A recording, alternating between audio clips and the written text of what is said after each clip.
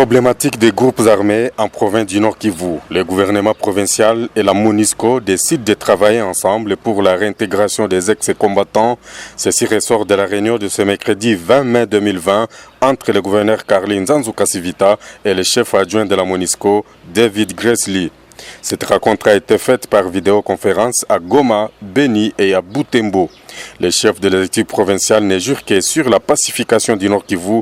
Pour cela, ils préconisent la capitalisation des efforts avec les partenaires pour sauvegarder les acquis de la stabilisation. Je voudrais d'abord rassurer la volonté exprimée par les chefs de l'État de voir le territoire national sans groupes armés et le Nord Kivu en particulier. Et c'est la raison pour laquelle nous avions co-présidé une réunion avec David Gressly, qui est le représentant adjoint de la MONUSCO au niveau de la République démocratique du Congo, pour voir la possibilité de capitaliser les efforts au niveau du gouvernement provincial, mais aussi de la MONUSCO en République démocratique du Congo.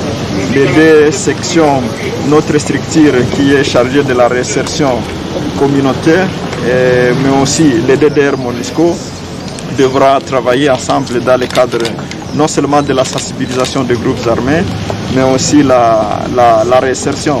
Même son des cloches pour le numéro 2 de la MONUSCO, David Gressly révèle que sa mission et lui-même vont s'investir davantage dans les recherches de financement pour la réintégration des démobilisés. Merci Son Excellence, Monsieur le Gouverneur, pour cette initiative ici dans la province. Je crois que c'est très important de commencer avec cette volonté politique et aussi de voir organiser cette réunion avec nous ici.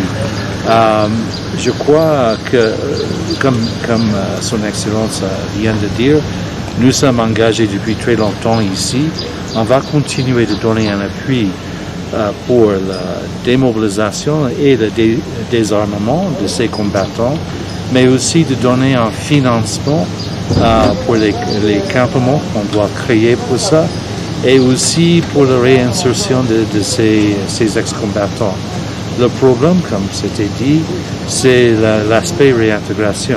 Nous avons déjà une équipe qui va travailler ensemble sur cette question.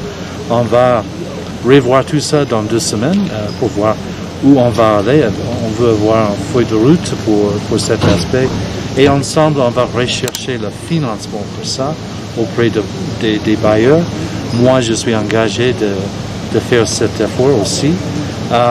Et on va commencer dès maintenant de rechercher cet argent.